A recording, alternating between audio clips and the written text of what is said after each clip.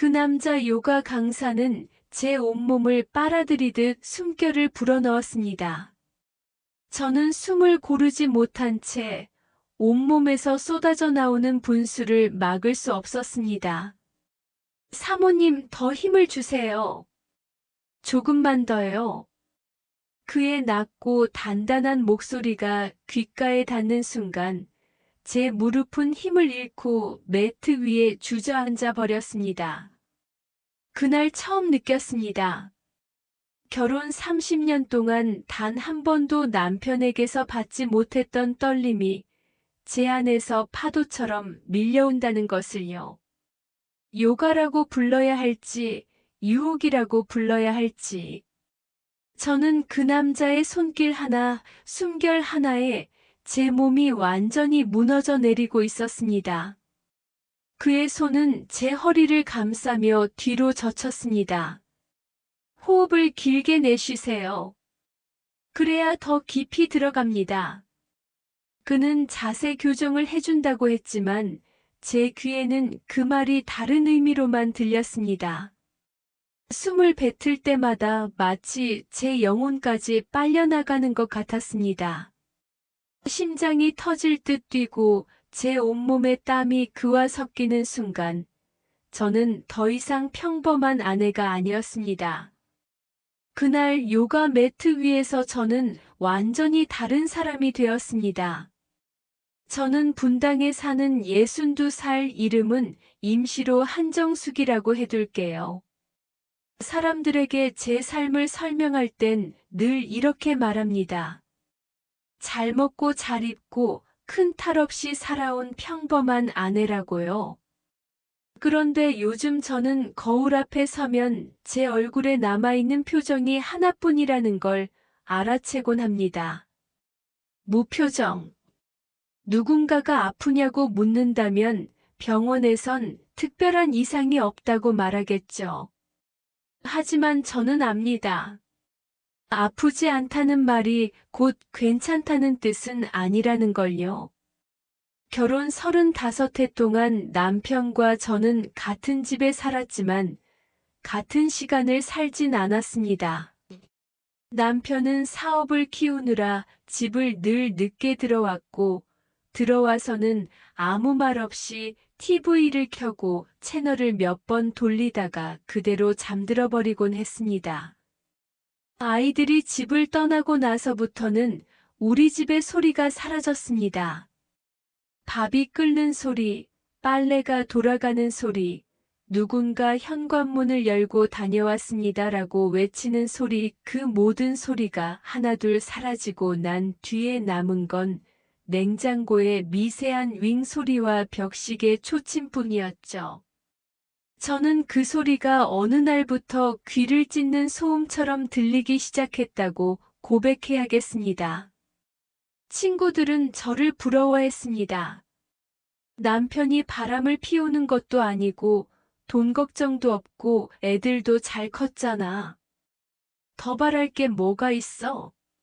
그 말이 틀린 건 아닙니다. 하지만 사람에게는 비교로는 보이지 않는 결핍이 있습니다. 남들이 보기엔 평평한 길도 제 발목에는 모래주머니처럼 무거운 날이 있습니다. 퇴근한 남편이 무심코 던지는 밥은? 이라는 한마디가 그날 하루 제 존재의 전부였던 때가 있었습니다. 그 질문 한마디에 저는 마지막 힘을 쥐어짜 밥상을 차려내곤 했죠. 그리고 상을 물릴 때마다 같은 생각이 들었습니다. 오늘 나는 무엇으로 기억될까? 밥을 차린 손, 그뿐일까? 50이 지나면서 몸은 신호를 보냈습니다. 어깨가 딱딱해지고 목이 굳고 허리가 조금만 굽어도 숨이 찼습니다. 병원에서는 운동을 하라고 했습니다. 물리치료실의 차가운 젤 냄새와 형광등 아래 하얀 천장, 기계가 띠띠거리며 내는 일정한 소리가 저를 더 피곤하게 만들었습니다. 제가 원하는 건 통증의 일시적 완화가 아니라 하루를 버티게 할 숨이었거든요. 그 무렵 오랜 친구 해수기가 전화를 했습니다. 요즘 표정이 왜 이렇게 굳었냐며 시간 되면 차를 마시자고요. 카페 창가에 앉아 해수기는 제 손등을 슬쩍 쓸어내리며 묻습니다. 정수가, 너 요즘 스스로한테 친절하게 대한 게 언제야? 그 질문이 가슴 깊숙한 곳을 툭 건드렸습니다. 저는 오랫동안 남편의 일정에 맞춰 밥을 차리고 집을 치웠습니다. 아이들이 요구하는 시간을 먼저 계산하고 부모님의 병원 예약을 챙기고 집 대출이자 날짜에 맞춰 가계부를 정리하는 동안 정작 나라는 존재는 투명인간처럼 미뤄졌습니다. 누가 묻지 않으면 나조차도 내 마음을 묻지 않는 세월이었습니다. 해수기는 조심스레 한 장의 전단을 내밀었습니다. 라일락색의 종이에 호흡과 정렬, 당신의 시간을 되찾아드립니다라고 적혀 있었습니다. 동네에서 조금 떨어진 곳에 있는 작은 요가 스튜디오의 홍보지였죠. 여기 강사 좀 특별해. 자세를 억지로 밀어붙이지 않고 숨이 가는 길부터 먼저 찾아준대. 나도 처음엔 반신반의했는데 요즘은 거기 갔다 오면 밤에 잠이 와. 해수기의 말은 과장으로 들리지 않았습니다. 그의 눈 밑에 어둡던 그림자가 옅어져 있었으니까요. 집으로 돌아오는 길, 저는 전단을 접었다 폈다 하며 오래 망설였습니다. 새로운 곳에 들어서는 건 나이에 상관없이 늘 긴장되는 일입니다. 누군가는 그저 매트 위에 앉아 숨 쉬고 땀 흘리는 일이 뭐 그리 어렵냐 하겠지만, 제겐 나를 위해 시간을 쓴다는 결정이 더 큰 의미였습니다. 그동안 저는 늘 누군가를 위해 시간을 썼거든요. 그리고 그 대가로 내 안에 무언가는 조금씩 말라갔습니다. 첫 수업을 예약한 날, 저는 한참 일찍 스튜디오에 도착했습니다. 유리문 너머로 보이는 스튜디오는 생각보다 아담했고, 벽면에는 식물이 조용히 숨을 쉬고 있었습니다. 나무 바닥은 잘 닦여 있었고, 햇빛이 커튼을 타고 번저 매트 위에 사선의 결을 만들었습니다. 저는 신발을 벗으며 제 발가락이 이렇게까지 긴장하고 있었구나. 문득 깨달았습니다. 바닥에 닿은 살갗으로 온도의 미세한 변화가 느껴졌습니다. 따뜻함. 그 사소한 감각 하나가 눈물샘을 건드리는 날도 있더군요. 사람은 어느 순간부터 작은 온기도 감격할 만큼 메말라지는 법이니까요. 리셉션에 서 있던 젊은 남자가 미소를 지으며 인사를 건넸습니다. 처음 오셨죠? 편하게 둘러보세요. 그는 제 나이를 보고도 불필요한 동정을 얹지 않았습니다. 이 스튜디오에 들어서는 순간만큼은 나이를 묻지 않는 듯한 태도. 제가 그에게서 가장 먼저 안도의 숨을 쉬게 된 이유였습니다. 등록서를 적으며 손이 약간 떨렸습니다. 낯선 공간, 낯선 운동, 낯선 나. 하지만 그 모든 낯설 속에서 오랜만에 새로움이라는 단어를 떠올렸습니다. 처음 배운 것은 서두르지 않는 법이었습니다. 수업은 숨을 확인하는 것으로 시작했습니다. 들숨으로 내 안을 채우고 날숨으로 오래된 피로를 조금씩 비워내는 일. 강사는 말했다지요. 숨이 어디에서 막히는지 먼저 보세요. 아픈 곳은 몸이 보내는 오래된 편지입니다. 그 말이 이상하게 마음을 울렸습니다. 저는 늘 통증을 치워야 할 문제로만 다뤄왔습니다. 하지만 그날은 처음으로 통증에게 말을 걸었습니다. 어디가 불편했니? 언제부터였니? 미안해. 나 이제서야 너를 보내. 집으로 돌아오는 길 남편에게는 아무 말도 하지 않았습니다. 알리고 싶지 않아서가 아닙니다. 아직은 이 시간을 제 속으로만 품고 싶었습니다. 오래 허기졌던 사람이 빵 한 조각을 손에 쥐고 누구에게도 빼앗기지 않으려 조용히 감싸주는 마음이랄까요? 저녁상을 차리며도 마음은 낮에 스튜디오에 가 있었습니다. 매트 위의 온도, 나무 바닥의 촉감, 깊어진 숨의 여운. 숟가락이 그릇에 톡 부딪히는 소리마저 낯설게 좋았습니다. 그날 밤 저는 오랜만에 잠들기 전 스스로 안부를 물었습니다. 오늘 넌 어땠니? 그 질문 하나가 낯설어 눈가가 뜨거워졌습니다. 누군가에게 인정받기 위한 하루가 아니라 나를 다시 알아보기 위한 하루를 살았다는 단순한 사실이 그렇게나 위로가 될 줄은 몰랐습니다.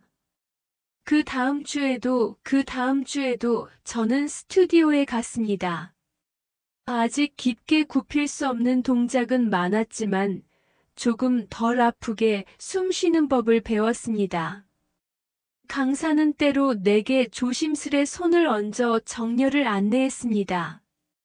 그 손길은 조급하지 않았고 설명은 간결했습니다. 여기에서 허리가 도망가요. 배를 조금 안으로. 좋아요, 지금처럼요. 그 순간 저는 한 가지를 깨달았습니다. 누군가가 내 몸을 고쳐주겠다고 덤비지 않고 듣겠다고 다가오는 태도가 사람을 이렇게 진정시키는구나. 요가를 다녀온 날엔 작은 것들이 달라졌습니다. 시장에서 사온 작은 꽃 한 다발을 싱크대 옆에 꽂아두고 설거지를 마친 뒤 잠깐 서서 그 꽃을 바라보는 시간이 생겼습니다. 저녁 걸음으로 동네를 한 바퀴 도는 동안에도 숨소리를 듣습니다. 숨이 고르다는 건 마음이 덜 흔들린다는 뜻이더군요. 남편은 여전히 리모컨을 만지작거리며 똑같은 질문을 했습니다. 밥은? 저는 예전처럼 상을 차렸고 예전과는 다르게 마음속에서 작은 답을 덧붙였습니다. 밥도 그리고 나도. 이제 저는 압니다. 내 삶을 움직이는 가장 작은 레버가 거창한 결심이 아니라 매트 위에 앉아 내 숨을 확인하는 그 몇 분이라는 것을요. 아직 저는 변하지 않았습니다. 여전히 아내이고 여전히 늦은 밤까지 불 꺼진 거실에 앉아 있을 때가 있습니다. 그러나 한 가지는 분명합니다. 나는 더 이상 투명하지 않습니다. 내 안에 숨이 있다는 사실을 매일 아주 조금씩이라도 잊지 않으려 합니다. 스튜디오 문을 열자 은은한 아로마 향이 제 코끝을 스쳤습니다. 라벤더와 샌달우드가 섞인 듯한 묘하게 차분하면서도 은밀한 향기였습니다. 공간은 크지 않았지만 바닥은 따뜻한 나무결이 살아있었고 벽에는 담백한 그림들이 걸려 있었습니다. 마치 누군가 오래 준비해둔 무대 위에 제가 발을 들여놓는 느낌이었습니다. 그 순간 한 남자가 제 쪽으로 다가왔습니다. 그는 검은색 티셔츠와 편안한 바지를 입고 있었는데 과하게 꾸민 티가 전혀 나지 않았습니다. 하지만 땀에 젖은 티셔츠 사이로 드러난 탄탄한 근육이 그가 이 공간에서 쌓아온 시간을 증명해주고 있었습니다. 그의 얼굴은 젊었지만 미소에는 묘한 여유가 묻어 있었습니다. 처음 오셨죠? 편하게 매트 하나 골라 앉으세요. 그의 목소리는 생각보다 낮고 부드러웠습니다. 마치 가슴 깊은 곳에서 울려나오는 소리 같았고 그 울림이 제 귓가를 스치며 심장을 두드렸습니다. 저는 어색하게 고개를 끄덕이며 구석의 매트에 앉았습니다. 주변에는 이미 몇 명의 여성들이 자리를 잡고 있었는데 대부분은 저보다 훨씬 젊었습니다. 몸매도 늘씬하고 레깅스 차림이 자연스러웠습니다. 순간 저는 괜히 이곳에 왔나 싶어 어깨가 움츠러들었습니다. 하지만 그가 제 쪽으로 다시 다가왔습니다. 긴장하지 마세요. 오늘은 첫날이니까 몸을 알아가는 정도만 하면 됩니다. 그 한마디에 마치 제가 이 자리에 있어도 괜찮다는 허락을 받은 듯 가슴이 조금 풀렸습니다. 수업은 호흡으로 시작했습니다. 코로 깊게 들이마시고 입으로 천천히 내쉽니다. 몸이 아니라 마음이 움직이는 걸 느껴보세요. 그의 안내대로 숨을 고르자 저는 오래 묵혀둔 먼지가 조금씩 털려나가는 기분이 들었습니다. 그러다 첫 번째 동작이 이어졌습니다. 매트 위에 무릎을 꿇고 상체를 길게 앞으로 숙이는 자세였습니다.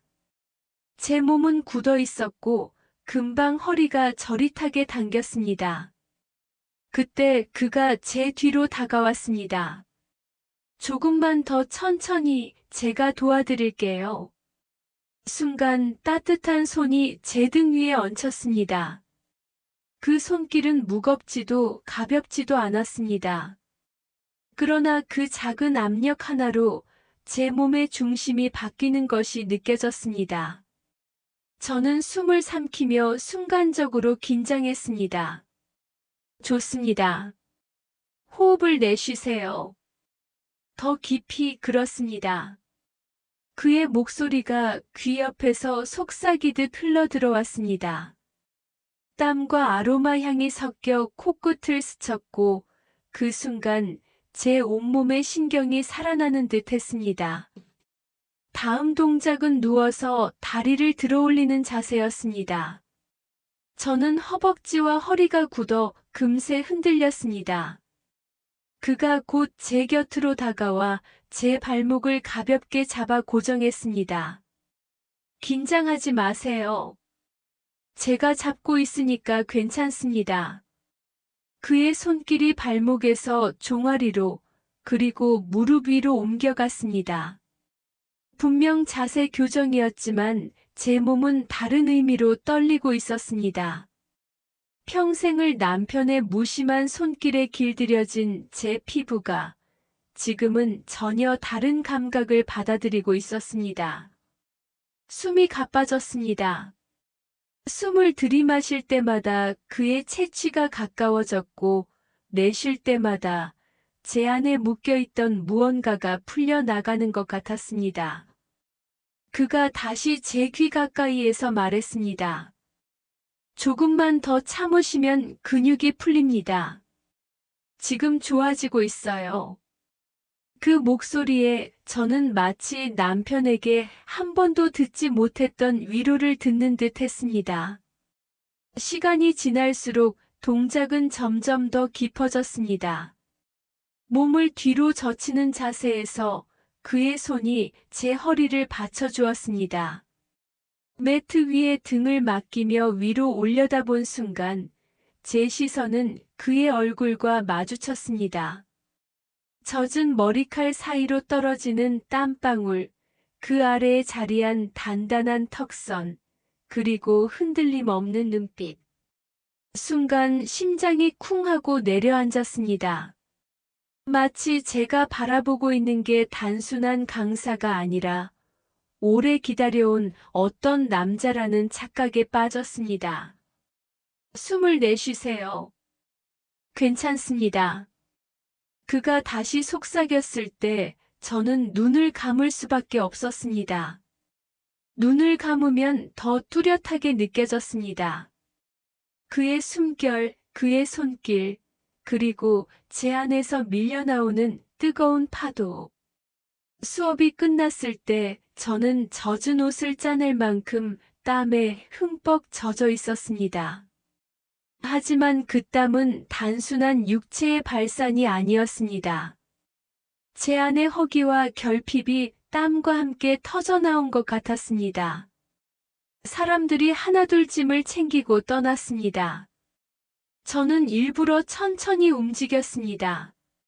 마음은 여전히 매트 위에 남아 있었으니까요. 그가 마지막까지 남아 정리를 하고 있었습니다. 오늘 고생 많으셨어요.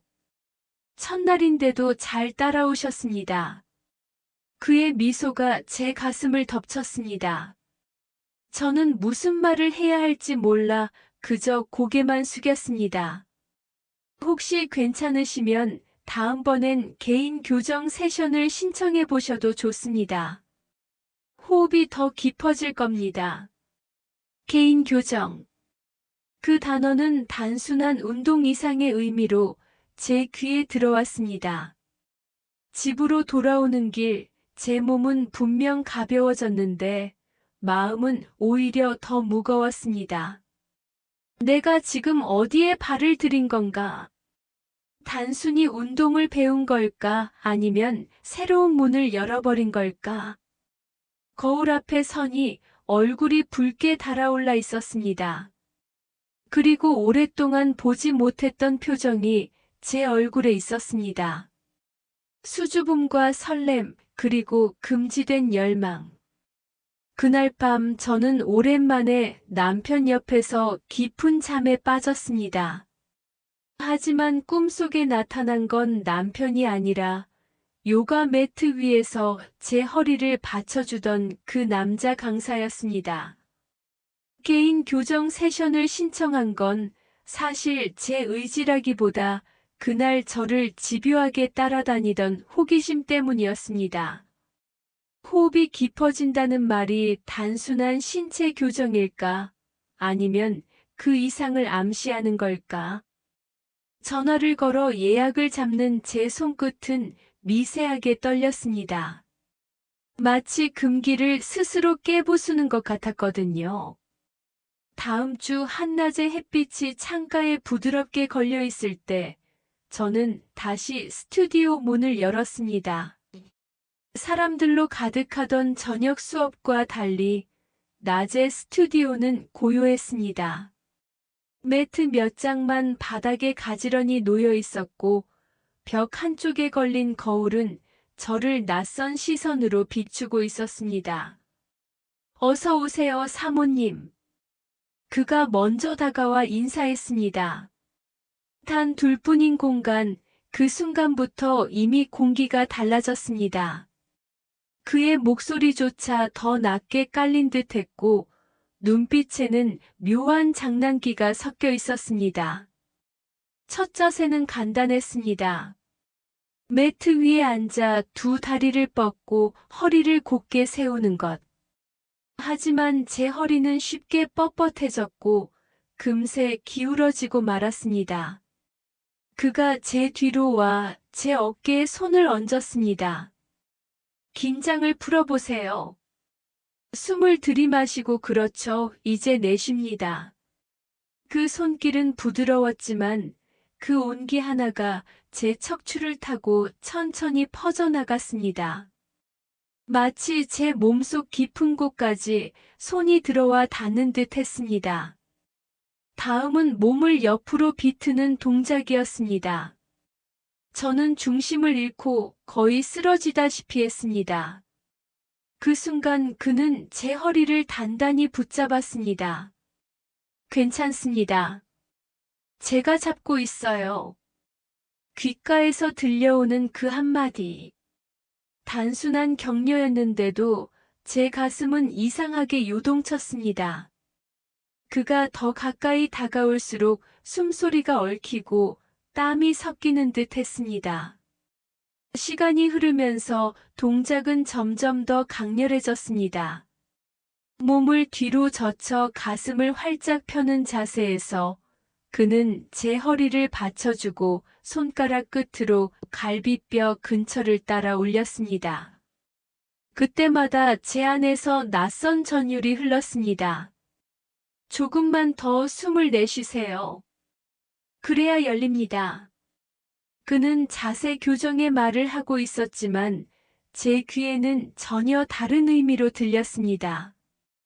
열려야 하는 건 몸이 아니라 내 안에 닫힌 문 같았습니다.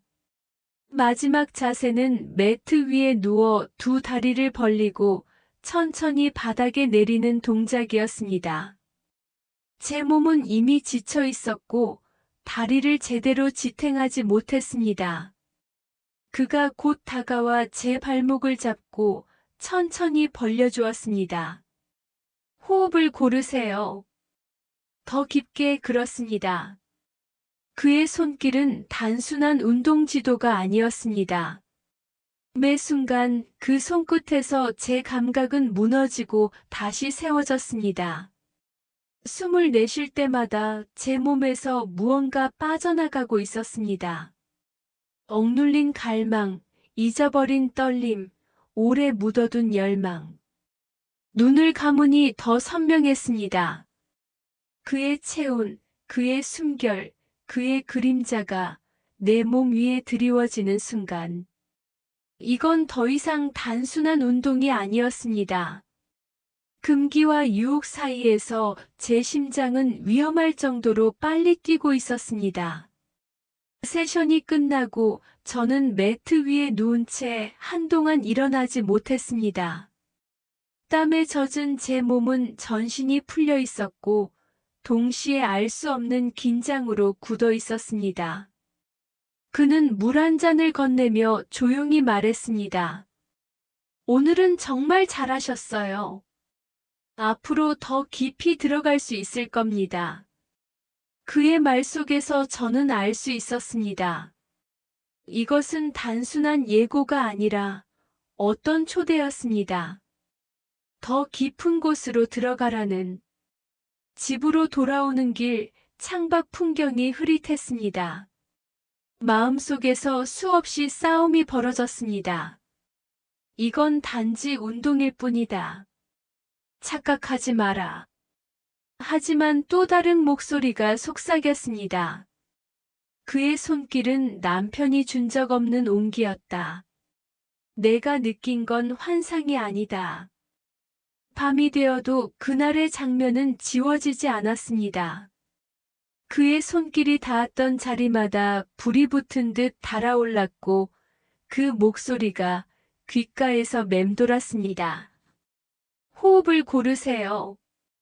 더 깊게. 그 한마디가 자꾸 다른 의미로 되새겨졌습니다. 침대에 누워 남편의 등을 바라봤습니다. 그는 여느 때처럼 텔레비전을 켜둔 채 잠들어 있었습니다. 그의 숨소리는 규칙적이고 무심했습니다. 그 순간 저는 결심했습니다. 앞으로의 시간은 다시 나를 찾아가는 여정이 될 것이라고. 설령 그 끝이 파국이라 할지라도 저는 더 이상 투명인간으로 살고 싶지 않았습니다. 그와의 개인 세션은 몇 주 동안 이어졌습니다. 저는 매번 똑같은 동작을 반복하는 듯 했지만 매 순간이 달랐습니다. 그의 손길은 늘 조심스럽게 다가왔다가도 어느 순간 제 몸 깊은 곳을 흔들어 놓곤 했습니다. 그가 건네는 짧은 한마디는 제 일상에서 단 한 번도 들은 적 없는 위로였습니다. 괜찮습니다, 사모님. 천천히 해도 됩니다. 오늘은 어제보다 훨씬 부드러우십니다. 그 말들은 단순한 격려였지만 제 가슴에는 오래 갈증 나 있던 물 한 모금처럼 스며들었습니다. 저는 조금씩 달라졌습니다. 거울 속의 표정이 변했고 제 발걸음이 가벼워졌습니다. 심지어 남편조차 요즘 얼굴이 좋아졌네라고 말할 정도였으니까요. 하지만 그 칭찬조차 제겐 공허했습니다. 그 얼굴빛은 남편 때문이 아니었으니까요. 그러던 어느 날이었습니다. 예약된 세션 날, 저는 늘 그렇듯 스튜디오 문을 열었습니다. 그런데 안은 텅 비어 있었습니다. 조용했고 불도 켜져 있지 않았습니다. 매트도 치워져 있었고 리셉션에 있던 작은 화분만 남아 있었습니다. 저는 휴대폰을 꺼내 전화를 걸었습니다. 고객님이 전화를 받을 수 없습니다. 반복되는 기계음. 불길한 기운이 온몸을 휘감았습니다. 며칠 동안 전화를 걸고 메시지를 남기고 스튜디오를 찾아갔지만 그는 나타나지 않았습니다. 마치 세상에서 흔적도 없이 사라진 사람처럼. 저는 허탈했습니다. 아니, 허탈함을 넘어서 배신감이 밀려왔습니다. 내 몸과 마음의 가장 깊은 곳을 열어준 사람이었는데 이렇게 흔적도 없이 사라질 수 있을까요? 그동안의 말과 손길은 도대체 뭐였을까요? 저는 며칠 동안 밥도 먹지 못하고 밤마다 눈물로 베개를 적셨습니다. 시간은 흘렀습니다.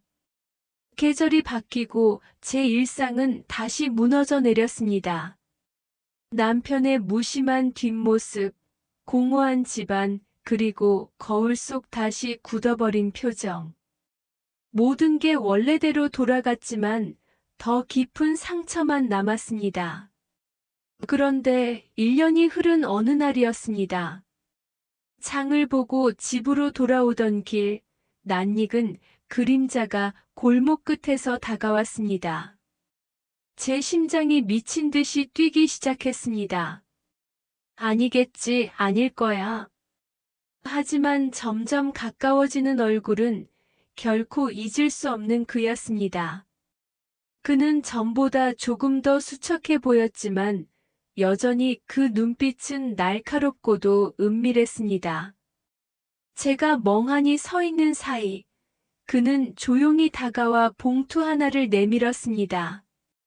얇은 봉투였지만 안에는 두툼한 지폐가 빼곡히 들어있는 게 손끝으로도 느껴졌습니다. 사모님, 오늘 하루 저와 함께 해주시겠습니까? 순간 세상이 무너져 내리는 듯 했습니다. 그가 다시 나타난 이유가 그토록 단순했다니. 제 마음속에서 아직도 그를 갈망하는 부분이 있었는데 그가 내민 것은 다름 아닌 돈봉투였습니다. 이게 무슨 뜻이에요? 제 목소리는 떨렸습니다. 그는 담담하게 말했습니다. 저도 이제 쉽게 살 수 없게 되었습니다. 사모님이 그날 보여주신 따뜻함, 다시 느끼고 싶습니다. 단 이번엔 서로에게 확실한 보상을 주고받는 걸로. 그의 말은 제 가슴을 산산조각 냈습니다. 저는 그에게 사랑을 느낀 게 아니었을까요? 아니, 적어도 특별함이라고 믿었는데. 하지만 그의 입에서 나온 건 철저히 거래의 언어였습니다. 하룻밤 100만 원입니다. 사모님이라면 아깝지 않을 겁니다. 그 순간 저는 숨을 쉴 수 없었습니다. 온몸이 얼어붙고 심장이 땅속으로 꺼져버리는 것 같았습니다. 그가 제 몸에 남겼던 모든 떨림이 한순간에 지워지고 더러운 얼룩으로 바뀌어 버렸습니다. 저는 봉투를 쥔 채 손을 덜덜 떨었습니다. 버리고 싶었지만 동시에 움켜쥐고 싶은 저 자신이 너무나도 싫었습니다. 욕망과 모멸감이 뒤엉켜 목구멍을 막아버렸습니다. 그는 짧게 웃었습니다. 예전의 따뜻한 미소가 아니었습니다. 차갑고 계산적인 웃음. 사모님 선택은 언제나 자유입니다. 다만 기회는 오래가지 않아요. 그 말을 남기고 그는 골목 끝으로 사라졌습니다. 봉투만 제 손에 남은 채 저는 한참 동안 서 있었습니다. 눈물이 흐르는데도 손가락은 봉투를 놓지 못했습니다. 그날 밤 저는 남편 옆에서 울었습니다. 남편은 이유도 묻지 않았습니다. 그는 여전히 무심했고 저는 여전히 혼자였습니다. 하지만 제 안에서는 무언가 돌이킬 수 없이 깨져 있었습니다. 사랑이라고 믿었던 것이 돈으로 환산되는 순간 저는 제 존재까지도 평가절하된 기분이었습니다. 그리고 그날부터 제 안에 또 다른 감정이 피어났습니다. 분노. 나를 이렇게 만든 그 남자에 대한 분노, 그리고 평생 나를 무심히 방치한 남편에 대한 분노. 저는 결심했습니다. 이제 더 이상 피해자가 되지 않겠다고. 그날 이후 제 마음속은 끝없는 혼란으로 뒤덮였습니다. 요가 강사의 돌연한 사라짐, 그리고 1년 만에 나타나 내민 돈봉투. 그것만으로도 감당하기 벅찼는데 며칠이 지나자 저는 점점 더 섬뜩한 진실에 다가가고 있었습니다. 남편은 여전히 무심했습니다. 아침이면 신문을 펴들고 저녁이면 무표정한 얼굴로 TV를 보며 소파에 앉아 있었습니다. 겉보기엔 늘 그래왔던 남편이었지만 제 눈에는 더 이상 같은 사람이 아니었습니다. 그의 짧은 한숨, 휴대폰을 들여다볼 때의 묘한 미소, 그리고 제가 질문을 던질 때마다 대수롭지 않게 웃으며 넘기는 태도. 모든 게 수상해 보였습니다. 어느 날 저는 우연히 남편의 서재에서 낯선 봉투를 발견했습니다. 무심코 열어본 그 안에는 계약서 몇 장이 들어 있었습니다. 거기엔 낯익은 이름이 선명히 적혀 있었습니다. 김주원. 바로 그 요가 강사의 이름이었습니다. 손끝이 얼어붙는 것 같았습니다. 계약 내용은 충격적이었습니다. 스튜디오 운영 자금 대여, 보증 조건, 상환 불이행 시 책임자 명시. 그리고 보증일란에는 남편의 서명이 분명히 찍혀 있었습니다. 그뿐만이 아니었습니다. 각 주에는 짧은 메모가 적혀 있었습니다. 그 여자의 관심을 오래 붙잡아 둘 필요는 없다. 필요할 때만 적절히 사용하라. 순간 눈앞이 아득해졌습니다. 그 여자. 그건 바로 저였습니다. 제 남편이 처음부터 이 판을 짠 것이었습니다. 제가 고통 속에서 허우적대던 그 시간, 남편은 무심히 웃으며 모든 것을 지켜보고 있었던 겁니다. 심장이 미친 듯이 뛰었습니다. 손에서 종이가 바스락거리는 소리가 크게 울렸습니다. 저는 믿을 수 없었습니다. 지금까지의 결혼 생활, 35년의 시간이 모두 농락당한 기분이었습니다. 그날 밤 저는 남편이 잠든 뒤 서재를 더 철저히 뒤졌습니다. 서랍 깊숙한 곳에서 추가 계약서와 은행 송금 내역, 심지어 녹취록 일부까지 발견했습니다. 녹취록에는 남편과 요가 강사가 나눈 대화가 적혀 있었습니다. 사모님이 쉽게 넘어올까요? 그 여자는 이미 외롭다. 조금만 다가가면 금세 무너질 거다. 만약 감정이 지나치게 깊어지면요. 그럴 일 없다. 어차피 그녀는 오래 붙잡을 가치가 없는 여자니까. 저는 종이를 떨어뜨리며 바닥에 주저앉았습니다. 가슴 깊은 곳이 찢어지는 듯 했습니다. 남편의 입에서 흘러나온 문장 하나하나가 제 심장을 도려내고 있었습니다. 저는 그의 아내였고 아이들의 엄마였으며 평생을 함께해온 동반자라 믿었습니다. 그런데 그의 눈엔 저는 단지 실험 대상이었고 외로움을 이용해 조롱할 수 있는 놀이감에 불과했던 겁니다. 다음 날 저는 남편을 똑바로 바라볼 수 없었습니다. 아침 식탁에서 그는 태연하게 반찬을 집어먹으며 말했습니다. 정수가 요즘은 왜 그렇게 말이 없어? 어디 아픈 건 아니지? 저는 차가운 시선으로 그를 바라보다가 고개를 숙였습니다. 아픈 건 당신이 아니라 나였어. 속으로 그렇게 외쳤지만 입 밖으로는 아무 말도 하지 못했습니다.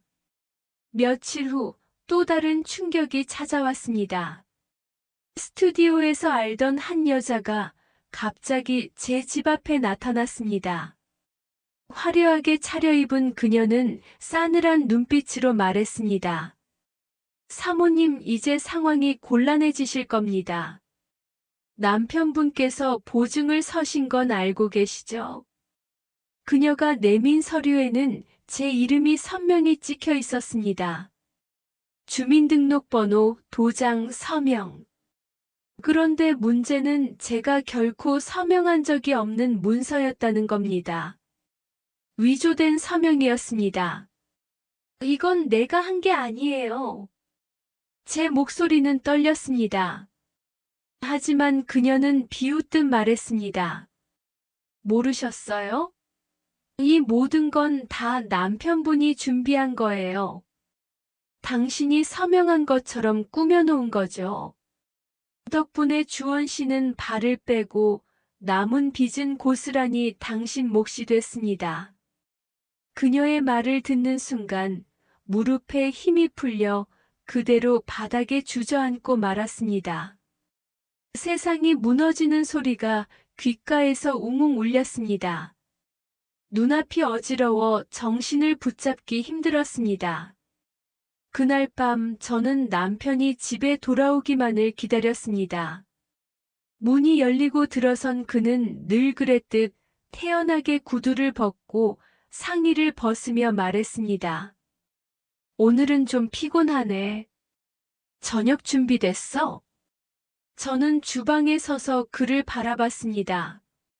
아무렇지 않게 묻는 그 얼굴. 무심히 흘린 말투. 그 모든 게 소름 끼쳤습니다. 이제 저는 알았습니다. 내 남편은 단순히 무심한 사람이 아니었습니다. 그는 냉정한 계산으로 제 삶을 조종해온 사람이었습니다. 그 순간 제 안에서 무언가 또렷하게 일어났습니다. 분노, 절망, 그리고 결심. 더 이상 울며 당하지 않겠다고. 더 이상 남편의 실험 대상이 되지 않겠다고. 이제는 내가 끝내야 한다. 이 판을 내가 뒤집어야 한다. 남편의 서재에서 발견한 계약서와 녹취록, 그리고 위조된 문서까지. 이제 모든 퍼즐은 맞춰졌습니다. 제 남편은 그 어떤 외부의 적보다 더 무서운, 가장 가까운 배신자였습니다. 요가 강사와의 만남조차도 우연이 아니었고, 제가 느낀 따뜻함조차 결국 남편이 만든 덫이었습니다. 그 사실을 깨닫는 순간 제 안의 무언가는 완전히 무너져 내렸습니다. 동시에 또 다른 무언가가 천천히 자리 잡기 시작했습니다. 바로 분노 그리고 복수심이었습니다. 처음 며칠은 눈물뿐이었습니다. 잠을 자다가도 벌떡 일어나 서랍 속 문서를 꺼내 확인했고 부엌에서 칼을 쥐고 멍하니 서 있다가 울음을 터뜨리기도 했습니다. 하지만 그 감정의 파도 속에서 저는 조금씩 달라지고 있었습니다. 더 이상 피해자로만 살 수 없다는 걸, 이제는 제가 이 전쟁의 주도권을 잡아야 한다는 걸 깨달은 겁니다. 저는 먼저 제 주변을 정리하기 시작했습니다. 은행에 가서 제 이름으로 된 계좌와 대출 내역을 하나하나 확인했고 법률 상담을 받으며 위조된 서명의 문제를 캐내기 시작했습니다. 변호사는 제게 말했습니다. 사모님, 이건 명백히 형사 사건입니다. 본인 동의 없는 문서라면 사문서 위조죠. 확실한 증거만 확보하면 남편이든 누구든 처벌받게 할 수 있습니다. 그 말에 저는 처음으로 작은 희망을 보았습니다. 오랫동안 남편의 무심한 태도에 익숙해져 있던 저는 그가 법 위에 서 있다는 착각 속에 살았습니다. 하지만 이제는 아니었습니다. 세상에는 아직 법이 있었고 정의가 있었습니다. 문제는 제가 그것을 끝까지 쥐고 흔들 용기가 있느냐는 것이었습니다. 밤마다 저는 거울 앞에 서서 제 얼굴을 들여다보았습니다. 여전히 눈가는 주름지고 세월의 흔적은 지울 수 없었지만 눈빛은 달라지고 있었습니다. 예전에 무기력한 여자가 아니었습니다. 불이 붙은 듯 강렬해지고 있었습니다. 복수를 위해선 준비가 필요했습니다.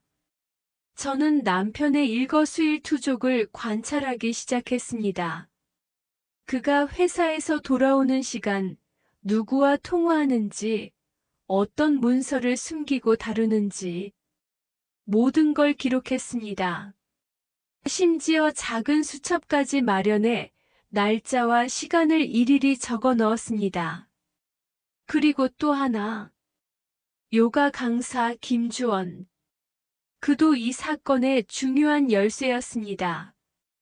비록 배신자로 제 마음에 깊은 상처를 남겼지만 그는 남편의 꼭두각시에 불과했습니다. 저는 그를 다시 만나야 했습니다. 왜냐하면 그를 통해 남편의 실체를 더 구체적으로 드러낼 수 있을 거라 확신했기 때문입니다. 용기를 내어 스튜디오 근처를 다시 찾아갔습니다.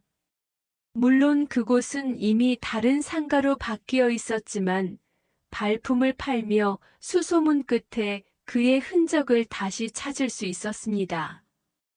허름한 원룸에 살고 있던 그는 제가 찾아갔을 때 처음엔 놀라더니 이내 피곤한 웃음을 지었습니다.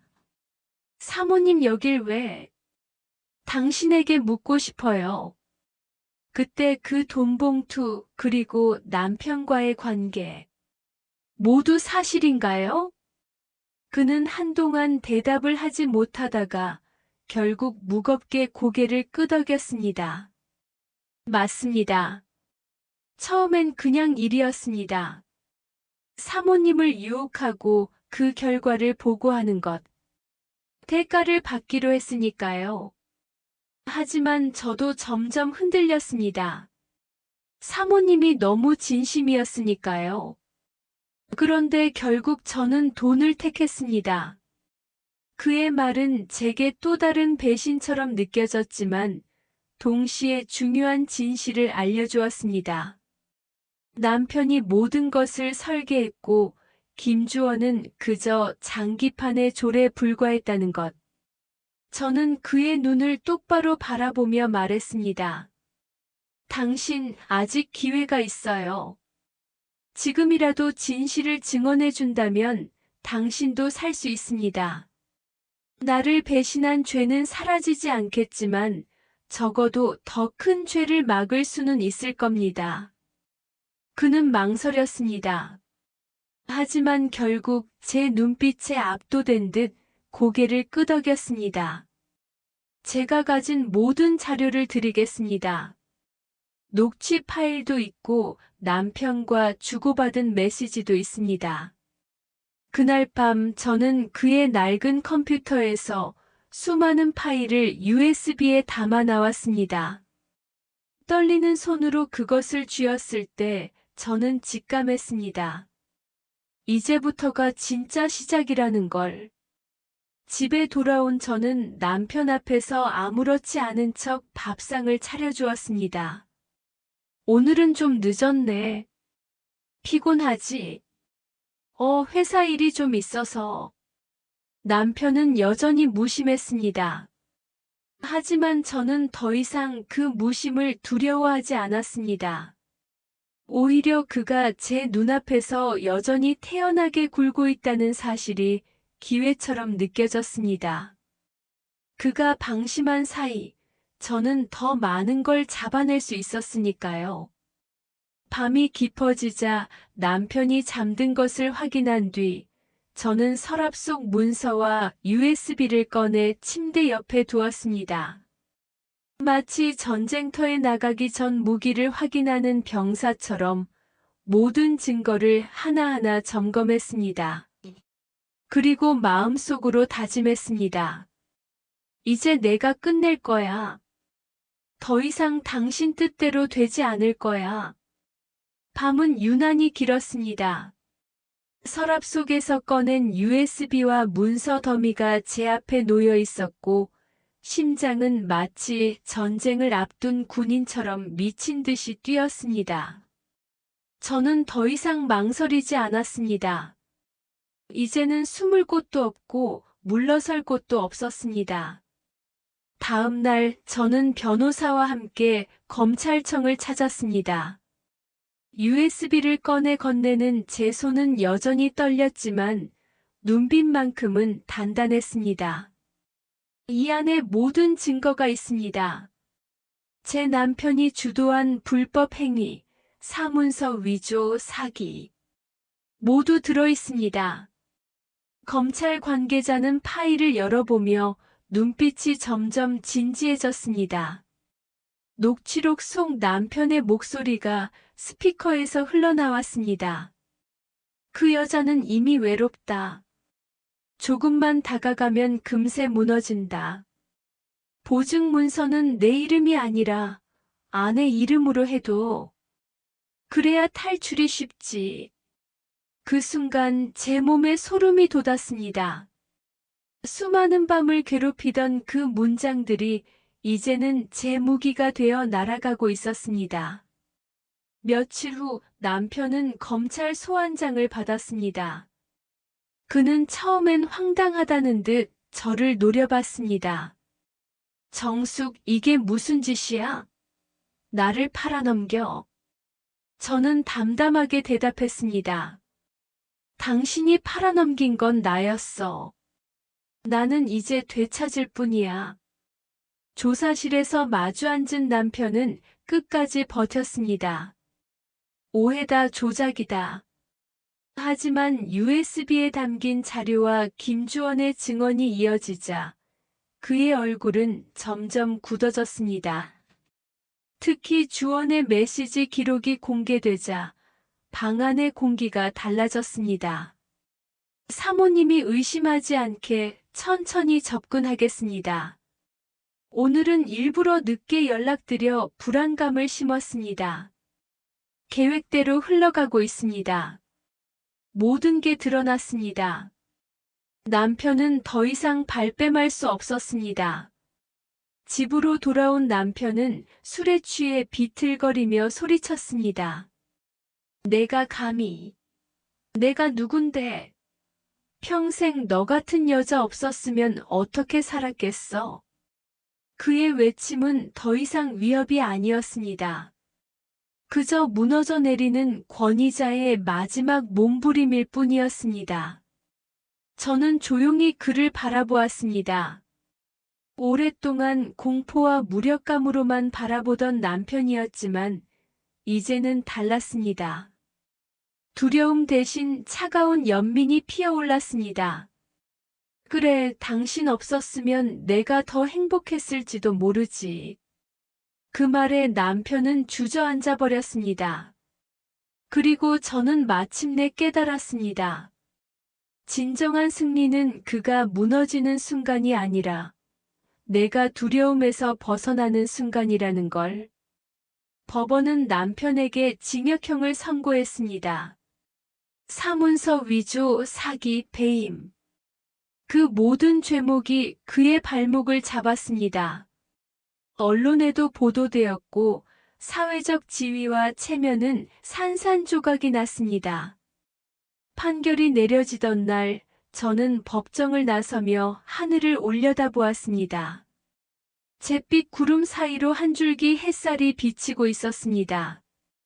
그 햇살이 제 어깨를 감싸며 속삭이는 듯 했습니다. 이제 자유다. 집으로 돌아와 낡은 소파에 앉았을 때 오랜만에 깊은 숨을 들이마셨습니다. 공기가 달랐습니다. 억눌림이 사라지고 제 안의 공간이 비워진 듯 가벼웠습니다. 거울 속 제 얼굴은 여전히 세월의 흔적이 남아 있었지만 눈빛은 완전히 달라져 있었습니다. 이제는 주저하지 않았습니다. 남편의 그림자도 사회의 시선도 더 이상 저를 묶어두지 못했습니다. 그리고 저는 다짐했습니다. 이제부터의 삶은 나를 위한 삶으로 채우겠다고. 남편을 위한 아내도 남을 위한 사모님도 아닌 오직 나로서의 삶을 살겠다고. 밤이 되어 창문을 열었을 때 시원한 바람이 방 안으로 스며들었습니다. 저는 혼잣말을 했습니다. 끝났어.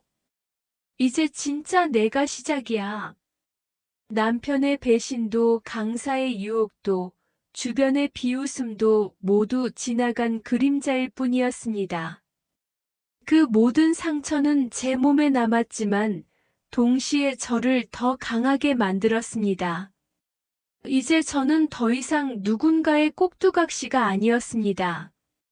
저는 제 인생의 주인공이 되었습니다. 혹시 여러분도 제 이야기 속에서 낯설지 않은 그림자를 보셨나요?